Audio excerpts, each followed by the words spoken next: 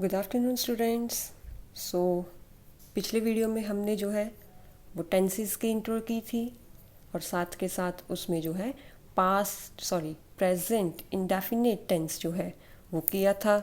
उसके 4 पार्ट्स थे, affirmative, negative, interrogative और फोर्थ था हमारे पास नेगेटिव इंटेरोगेटिव। तो अब जो है हम जैसे आप देख रहे हैं पास्ट टेंस है, तो पास्ट टेंस के भी वैसे ही 4 होते हैं जैसे प्रेजेंट के थे, इंडेफिनिट, कंटिन्यूस, परफेक्ट और fourth one is perfect continuous.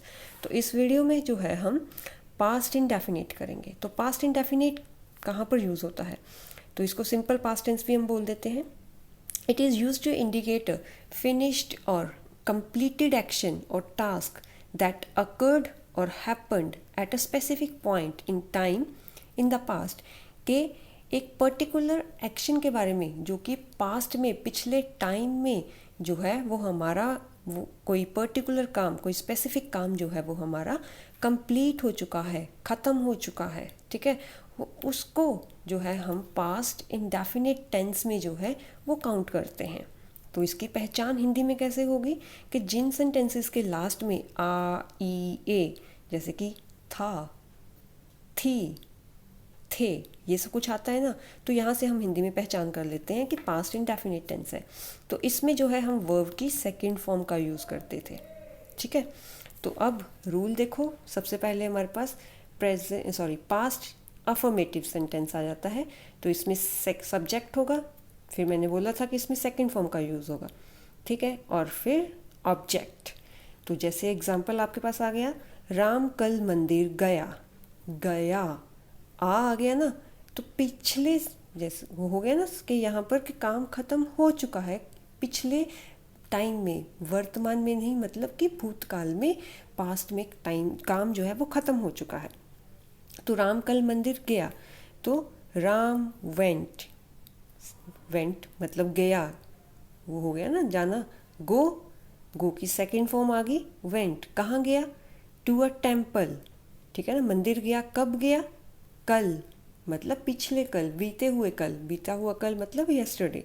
तो पूरा सेंटेंस बन गया Ram went to a temple yesterday, ठीक है। और एग्जाम्पल देखते हैं, बच्चे प्रातःकाल खेले, बच्चे प्रातःकाल मतलब सुबह खेले, खेले ए आ गया ना, तो बच्चे चिल्ड्रन, खेलना प्ले, अब सेकंड फॉर्म का यूज़ हो रहा है, तो यहाँ पर प्लेड आ गया, और कब खेले, मॉर्निंग में, ठीक है ना, मे मतलब इन द, तो children played in the morning. अब नेक्स्ट आता है हमारे पास नेगेटिव सेंटेंसेस। तो नेगेटिव सेंटेंसेस में जो है पास्ट इंडेफिनिट में जो है, प्रेजेंट इंडेफिनिट में हम डू डज का यूज़ करते थे ना, लेकिन यहाँ पर डिड नॉट, चाहे वो सिंगुलर है चाहे वो प्लूरल है, तो वो डिड नॉट का यूज़ होगा, ये याद रखना। तो पास्ट इंडेफिनिट में डिड नॉट का यूज़ होगा नेगेटिव सेंटेंसेस में।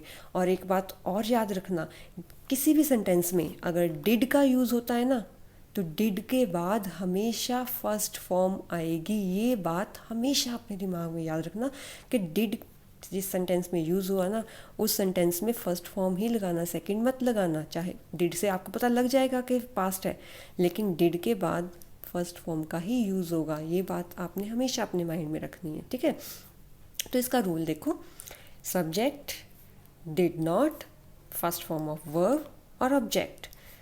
एग्जाम्पल आ गया, मैंने झूठ नहीं बोला, तो मैंने आई, नहीं का हो जाएगा डिड नॉट, बोला, बोलने की होती है टेल, तो मैंने बोला है कि डिड यहाँ पर यूज़ हो गया, वहाँ पर क्या होगा, फर्स्ट फॉर्म ऑफ वर्ब। तो टेल, क्या टेल किया, झूठ, लाई, तो पूरा सेंटेंस बन गया I did not tell a lie. उसके बाद है उसने गीत नहीं गाया, उसने मतलब शी भी हो सकता है, ही भी हो सकता है, इसमें कोई यहाँ पर हमारे पास जो है जेंडर का स्पेसिफिक नहीं है, तो ही भी लिख सकते हो, शी भी लिख सकते हो, मैंने शी लिखा है। तो उसने गीत नहीं गाया, शी, नहीं का हो गया डिड नॉट, गाया, गाया से आपको पता चला ना, गाना मतलब सिंग, फर्स्ट फॉर्म होगी, और क्या नहीं गाया, गीत, गीत मतलब song, she did not sing a song. उसके बाद आ जाता है आपके पास इंटेरोगेटिव सेंटेंसेस। तो इंटेरोगेटिव में वही क्या से सेंटेंसेस स्टार्ट होंगे, तो पहले डू डज लगाते थे प्रेजेंट में, यहाँ पर हम क्या लगाएंगे, डिड लगाएंगे। तो did subject, first form of verb और ऑब्जेक्ट। तो क्या आ गया, क्या वे कल दिल्ली गए, ठीक है। तो क्या मतलब डिड वे दे गए, जाना मतलब first form go to Delhi yesterday और फिर क्वेश्चन मार्क, ठीक है। उसके बाद आपके पास आता है सेकंड एग्जांपल, क्या वह तुम्हें जानता था, आ, ठीक है ना। डिड ही नो यू, ठीक है। फिर आ गया आपके पास क्वेश्चन मार्क। इतना क्लियर हो गया ना। लास्ट आता है आपके पास नेगेटिव इंटेरोगेटिव सेंटेंसेस। तो इसके बाद नेगेटिव है और साथ में साथ इंटेरोगेटिव भी है। तो रूल आपके पास आ जाएगा, did subject not first form of verb और ऑब्जेक्ट। तो आपके पास आ गया, क्या राम ने तुम्हें गालियाँ नहीं दी।